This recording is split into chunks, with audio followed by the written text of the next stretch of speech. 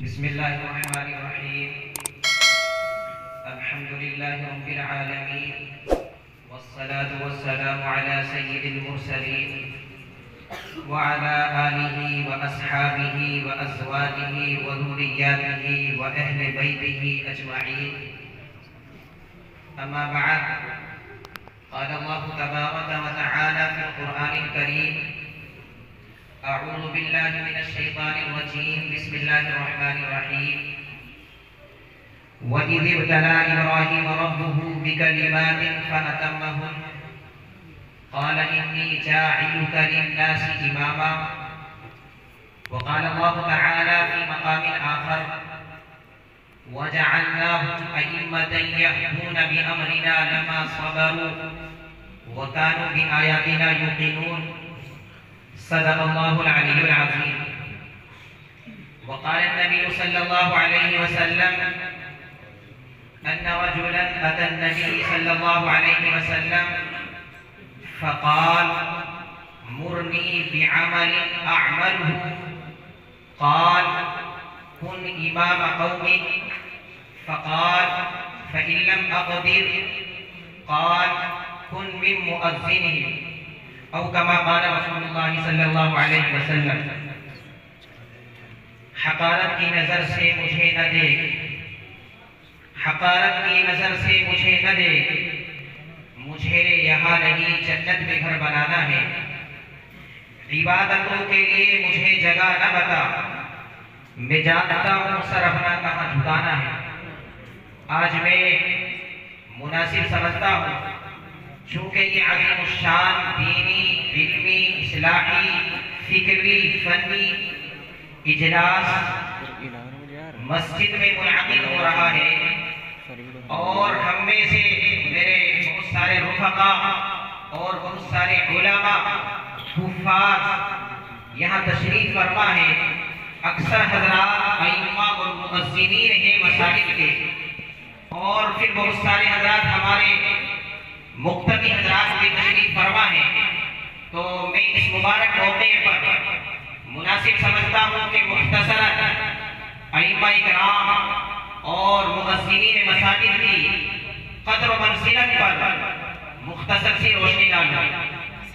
میرے بھائی اور میرے بزرگوں، سب سے پہلے مؤذنین جو خدا کے بندوں کو خدا کی طرف بلاتے ہیں، خیر کی دعوت دیتے ہیں، اللہ تعالیٰ سے لوگوں کے تعلق کو جوڑتے ہیں اور خیر کی طرف بلاتے ہیں، اللہ تعالیٰ ان کو قیامت کے دن بڑا اونچا مقام عطا فرمائیں گے. حتیٰ کہ مؤذنین مساجد کا اللہ تعالیٰ قیامت کے دن مؤذنین مساجد کو اللہ تعالیٰ قیامت کے دن سیدنا حضرت بلال حبشی رضی اللہ تعالیٰ اور سیدنا حضرت عبداللہ ابن ام مکتوم کی صف میں کھڑے کریں گے، اور قیامت کے دن مؤذنین مساجد کو اللہ تعالیٰ اتنا اونچا مقام عطا فرمائیں گے کہ ان کی مقام و مرتبے کی وجہ سے گردنیں بلند ہوگی، اونچی ہوگی. شارحین حدیث نے اس کے مطلب بیان کرتے ہوئے فرمایا کہ گردن بلند ہونے کا مطلب ایک تو یہ ہے کہ اللہ تعالیٰ ان کو ایسا مقام عطا فرمائیں گے کہ مؤذنین تمام مجمع کے اندر منفرد اور ممتاز نظر آئیں گے. اور ایک مطلب یہ ہے کہ اللہ تعالیٰ انہیں اتنا مقام عطا فرمائیں گے کہ ان کو ثواب کثیر ملے گا، زیادہ ملے گا. تو وہ اپنے کثیر ثواب کے حصول میں گردنیں اونچی کریں گے. آپ حضرات نے دیکھا ہوگا، جب کسی صاحب کو کسی اونچے یا کسی بڑے پروگرام میں کوئی گفٹ یا کوئی اونچا مقام یا کوئی اچھا تحفہ ملتا ہے اور اس کے اعمال صالحہ یا نیک عمل کی وجہ سے ملتا ہے، تو وہ گردن اٹھا کر کے دیکھتا ہے، ایڑی اٹھا کر کے دیکھتا ہے. اسی طریقے سے حشر کے میدان میں مؤذنین مساجد بھی کثیر ثواب کی وجہ سے اپنی گردن اٹھا کر کے دیکھیں گے کہ یہ اونچا مقام مجھے عطا کیا جا رہا ہے. اس لیے میرے بھائیوں، مؤذنین مساجد کی ہم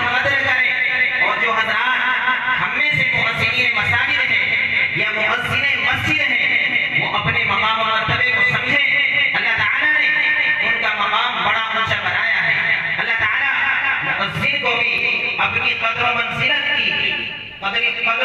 کو سمجھنے کی توفیق عطا فرمائے، اور مساجد کے محلے والوں کو مساجد کے مؤذنین کی قدر سمجھنے کی توفیق عطا فرمائے۔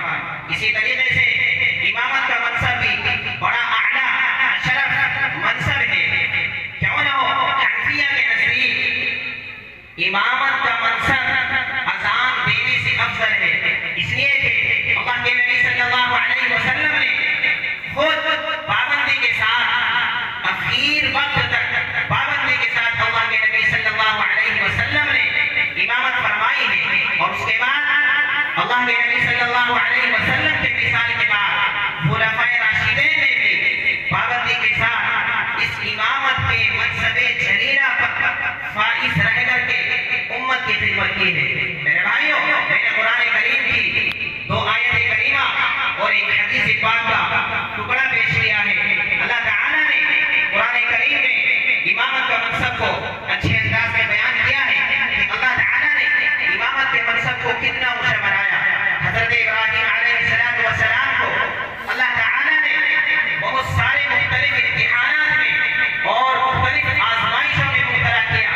جب حضرت ابراہیم علیہ السلام اللہ تعالیٰ کے فضل و کرم سے اور اللہ تعالیٰ کی نصرت و مدد سے ان امتحانات میں کامیاب ہو گئے، تو اللہ تعالیٰ نے انہیں گفٹ دیا، تحفہ دیا، انعام دیا۔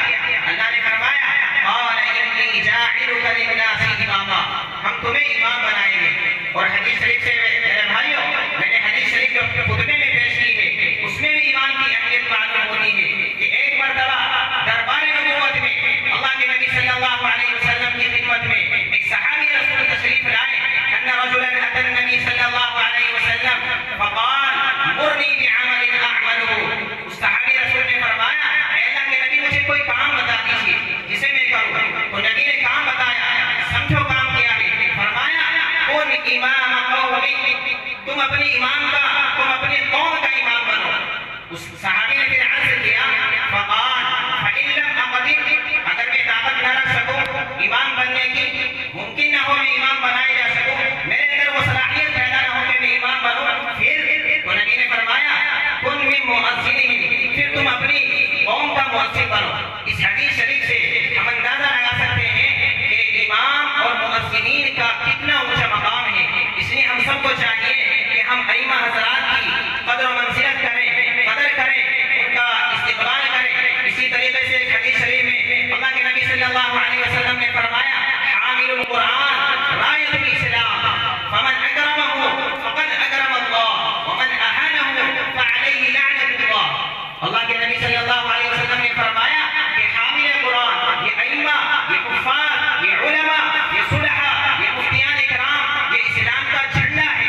اللہ کے نبی نے فرمایا فمن اکرمہ فقد اکرم اللہ، جس نے ان کی عزت کی اس نے اللہ کی عزت کی، ومن اہانہ فعلیہ لعنۃ اللہ، اور جس نے ان کی اہانت کی، ان کی تحقیر کی، ان کی تذلیل کی، تو اللہ کے نبی فرماتے ہیں فعلیہ لعنۃ اللہ، اس کے اوپر اللہ کی لعنت ہے۔ اس لیے میرے بھائیوں، ہم ان کے دردوں کو سمجھے، بڑے افسوس ہوتا ہے اس وقت جب امام کو ہم نوکر سمجھتے ہیں، ملازم سمجھتے ہیں۔ امام ہمارا رہبر ہے، امام ہمارا پیشوا ہے، امام ہمارا مقتدی ہے، امام کی ہمیں اتباع کرنی چاہیے۔ نبی نے فرمایا امام اس لیے بنایا جاتا ہے کہ تم ان کی اتباع کرو۔ اتباع کرنے کے 2 مطلب ہیں، ایک مطلب تو یہ ہے کہ نماز کے افعال و ارکان میں ان کی اتباع کرو۔ جب امام رکوع کے لیے جائے تو مقتدی رکوع کرے، جب سجدے کے لیے جائے